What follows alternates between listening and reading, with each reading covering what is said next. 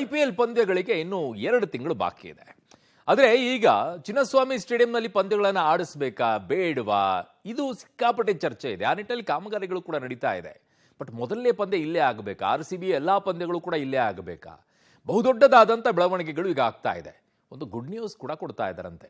ಏನದು ನೋಡಿ. ಬೆಂಗಳೂರೇ RCB ಹೋಮ್ ಗ್ರೌಂಡ್ ಚಿನ್ನಸ್ವಾಮಿ ಸ್ಟೇಡಿಯಂನಲ್ಲಿ IPL ಪಂದ್ಯ ಜನವರಿ 27ರೊಳಗೆ ಅಧಿಕೃತ ಘೋಷಣೆ ಸಾಧ್ಯತೆ. ಹೌದು, IPL ಆರಂಭಕ್ಕೆ 12 ತಿಂಗಳು ಬಾಕಿ ಇದೆ.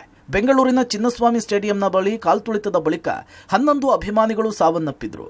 ಚಿನ್ನಸ್ವಾಮಿ ಸ್ಟೇಡಿಯಂನಲ್ಲಿ ಪಂದ್ಯ ಆಡಬೇಕಾ ಅಥವಾ ಬೇಡವಾ ಅನ್ನುವ ಗೊಂದಲದಲ್ಲಿ RCB ಸಿಲುಕಿದೆ. RCBಯ ಪಂದ್ಯಗಳು ಬೆಂಗಳೂರಿನಿಂದ ಶಿಫ್ಟ್ ಆಗುವ ಚರ್ಚೆ ಕೂಡ ನಡೀತಾ ಇದೆ. ಇದೆಲ್ಲದರ ಮಧ್ಯೆ ಬೆಂಗಳೂರಿನಲ್ಲಿಯೇ RCB ಪಂದ್ಯ ನಡೆಯುವ ಸಿಹಿ ಸುದ್ದಿ ಹೊರಬೀಳುವ ಸಾಧ್ಯತೆ ಇದೆ. ರಾಜ್ಯ ಸರ್ಕಾರ ಬೆಂಗಳೂರಿನಲ್ಲಿ IPL ನಡೆಸೋದಕ್ಕೆ ಸಂಬಂಧಪಟ್ಟಂತೆ ಗ್ರೀನ್ ಸಿಗ್ನಲ್ ಅನ್ನು ನೀಡಿದೆ. ಇದ್ರ ಮಧ್ಯೆ ಈಗ ಅಫಿಷಿಯಲ್ ಆಗಿ ಹೋಮ್ ಗ್ರೌಂಡ್ ಅನ್ನ RCB ಅನೌನ್ಸ್ ಮಾಡಬೇಕಿರುವಂತದ್ದು. ಸದ್ಯ ಎಲ್ಲ ಬೆಳವಣಿಗೆಗಳ ಮಧ್ಯೆ 27 ಅಂದ್ರೆ ಇದೇ 27ನೇ ತಾರೀಕಿನ ಒಳಗಾಗಿ ಅಫಿಷಿಯಲ್ ಆಗಿ ಹೋಮ್ ಗ್ರೌಂಡ್ ನ NOC ಅನ್ನ ನೀಡಬೇಕು ಅಂತ ಹೇಳಿ BCCI RCB ಮ್ಯಾನೇಜ್ಮೆಂಟ್ಗೆ ಗಡುವನ್ನು ನೀಡಿದೆ. ಹೀಗಾಗಿ ಈ ವಾರದ ಒಳಗಾಗಿ ಅಫಿಷಿಯಲ್ ಆಗಿ BCCI ನ ಗಡುವು ಏನಿದೆ ಅದನ್ನ ಪೂರ್ಣಗೊಳಿಸುವಂತ ನಿಟ್ಟಿನಲ್ಲಿ RCB ಕೂಡ ಹೋಮ್ ಗ್ರೌಂಡ್ ಅನ್ನಾಗಿ RCB ಅನ್ನ ಘೋಷಣೆ ಮಾಡುವಂತ ಸಾಧ್ಯತೆ ಇದೆ. BCCI ಡೆಡ್ ಲೈನ್ಗೂ ಮುನ್ನ ಘೋಷಣೆ ಸಾಧ್ಯತೆ. ಬೆಂಗಳೂರನ್ನೇ RCB ಆಯ್ಕೆ ಮಾಡಿಕೊಳ್ಳುವ ಸಾಧ್ಯತೆ. IPL ಪಂದ್ಯಕ್ಕೆ ವೇಳಾಪಟ್ಟಿಯನ್ನು ಸಿದ್ಧಪಡಿಸುವ ಸಲುವಾಗಿ ಜನವರಿ 27ರ ಒಳಗೆ ಹೋಮ್ ಗ್ರೌಂಡ್ ಯಾವುದು ಅನ್ನುವ ಬಗ್ಗೆ ತಮ್ಮ ನಿರ್ಧಾರವನ್ನು ತಿಳಿಸುವಂತೆ ಎಲ್ಲಾ ಫ್ರಾಂಚೈಸಿಗಳಿಗೂ ಕೂಡ BCCI ಸೂಚಿಸಿದೆ. ಹೋಮ್ ಗ್ರೌಂಡ್ಗಳ NOC ಕೂಡ ಪಡೆಯುವಂತೆ ಸೂಚಿಸಿದೆ. ಈ ನಿಟ್ಟಿನಲ್ಲಿ RCB ಕೂಡ ತನ್ನ ನಿರ್ಧಾರವನ್ನು ಪ್ರಕಟಿಸಬೇಕಿದೆ. ಕಾಲ್ತುಳಿತದ ಬಳಿಕ ಇದುವರೆಗೂ ಚಿನ್ನಸ್ವಾಮಿ ಸ್ಟೇಡಿಯಂನಲ್ಲಿ ಯಾವುದೇ ಪಂದ್ಯಗಳು ನಡೆಯದಿದ್ರೂ ತಜ್ಞರ ಸಮಿತಿಯಂತೆ ಕೆಲವೊಂದು ಷರತ್ತುಗಳನ್ನು ಪೂರೈಸಿದ್ರೆ ಅನುಮತಿ ನೀಡೋದಾಗಿ ಸರ್ಕಾರ ಹೇಳಿದೆ. ಹೀಗಾಗಿ ಚಿನ್ನಸ್ವಾಮಿ ಸ್ಟೇಡಿಯಂನ ಬಳಿ ಕಾಮಗಾರಿಗಳು ನಡೀತಾ ಇದ್ದು RCB ಚಿನ್ನಸ್ವಾಮಿಯನ್ನೇ ಹೋಮ್ ಗ್ರೌಂಡ್ ಆಗಿ ಆಯ್ಕೆ ಮಾಡಿಕೊಳ್ಳುವ ಸಾಧ್ಯತೆ ಇದೆ. ಈ ಬಾರಿಯ IPL ಪಂದ್ಯಗಳನ್ನ ಚಿನ್ನಸ್ವಾಮಿ ಮೈದಾನದಲ್ಲಿಯೇ ಆಡಿಸಬೇಕು ಅಂತ ಹೇಳಿ KCA ನಾನಾ ಕಸರತ್ತನ್ನ ನಡೆಸ್ತಾ ಇದೆ. ಇದೀಗ ಅಂತಿಮ ಹಂತಕ್ಕೂ ಕೂಡ ಬಂದಿದೆ. ಸೊ ಬಹುತೇಕ ಚಿನ್ನಸ್ವಾಮಿ ಮೈದಾನದಲ್ಲಿಯೇ ಪಂದ್ಯಗಳು ಆಗುತ್ತೆ ಅನ್ನುವಂತಹ ಸಾಧ್ಯತೆಗಳು ಕೂಡ ದಟ್ಟವಾಗಿದ್ದಾವೆ. ಈ ನಿಟ್ಟಿನಲ್ಲಿ ಇದೀಗ ಚಿನ್ನಸ್ವಾಮಿ ಮೈದಾನದ ಒಂದಿಷ್ಟು ಗೇಟ್ಗಳ ರಿಪೇರಿ ಕಾರ್ಯವನ್ನ ಕೂಡ ಶುರು ಮಾಡಲಾಗಿದೆ. ಈಗಾಗಲೇ KSAನಿಂದ ಕಾಮಗಾರಿ ಪ್ರಗತಿಯಲ್ಲಿದೆ ಅನ್ನುವಂತಹ ಬೋರ್ಡ್ ಅನ್ನ ಹಾಕಿ ಗೇಟ್ಗಳನ್ನ ಇದೀಗ ಹೊಡೆಯುವಂತ ಕೆಲಸ ಕೂಡ ಆಗುತ್ತೆ. ಕಳೆದ ವರ್ಷ ಏನು ಕಾಲ್ತುಳಿತ ದುರಂತದಲ್ಲಿ 11 ಜನ ಏನೋ ಮೃತಪಟ್ಟಿದ್ರು, ಆ ಜಾಗ ಇದೇ ಆಗಿತ್ತು. ಸೊ ಇಲ್ಲಿ ಗೇಟ್ಗಳು ಚಿಕ್ಕದಾಗಿದ್ವು, ಅದರ ಮೇಲೆಲ್ಲ ಹತ್ತಿ ಒಳಭಾಗಕ್ಕೆ ಹೋಗುವಂತ ಪ್ರಯತ್ನಗಳಾಗಿದ್ವು. ಗೇಟ್ಗಳು ಕೂಡ ಹೊಡೆದಿದ್ರು ಒಂಚೂರು.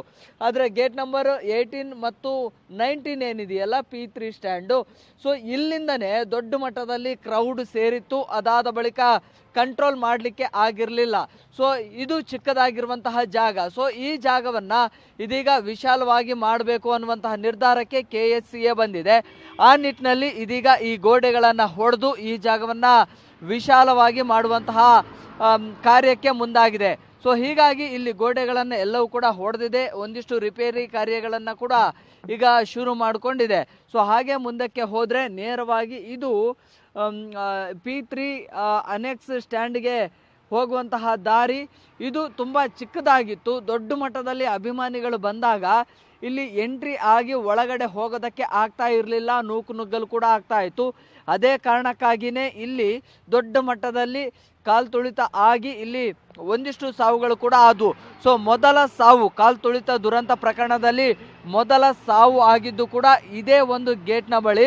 ಸೊ ಹೀಗಾಗಿ ಇಲ್ಲಿಂದನೇ ಮೊದಲು ಕಾರ್ಯವನ್ನ ಈ ಒಂದು ಕಾಮಗಾರಿಯನ್ನ ಶುರು ಮಾಡೋದಕ್ಕೆ KCA ಕೂಡ ನಿರ್ಧಾರ ಮಾಡಿದೆ. ಇನ್ನೇನು ಕೆಲವು ದಿನಗಳು ಮಾತ್ರ ಬಾಕಿ ಉಳಿದಿವೆ. ಸೊ ಆ ವೇಳೆಗಾಗಲೇ ಎಲ್ಲ ರೀತಿಯ ವ್ಯವಸ್ಥೆಗಳನ್ನು, ಅದರಲ್ಲೂ ಕೂಡ RCB ಮ್ಯಾನೇಜ್ಮೆಂಟು 350 AI ಕ್ಯಾಮರಾಗಳ ಅಳವಡಿಕೆಯನ್ನು ಮಾಡಿ ಕ್ರೌಡ್ ಮ್ಯಾನೇಜ್ಮೆಂಟ್ ಅನ್ನ ಮಾಡೋದಕ್ಕೆ ಎಲ್ಲ ರೀತಿಯ ತಯಾರಿಗಳನ್ನ ಮಾಡಿಕೊಳ್ತಾ ಇದೆ. ಒಟ್ಟಾರೆ ಇಷ್ಟೆಲ್ಲ ಬೆಳವಣಿಗೆಗಳ ಬಳಿಕ RCB ನಿರ್ಧಾರ ಕುತೂಹಲ ಕೆರಳಿಸಿದ್ದು RCB ಪಂದ್ಯಗಳು ಹೋಮ್ ಗ್ರೌಂಡ್ ಆದ ಬೆಂಗಳೂರಿನಲ್ಲಿಯೇ ನಡೆಯುತ್ತಾ ಅನ್ನುವಂತಹ ಪ್ರಶ್ನೆಗೆ ಶೀಘ್ರವೇ ಉತ್ತರ ಸಿಗುವ ಸಾಧ್ಯತೆ ಇದೆ. Metro bureau, public TV, Bengaluru.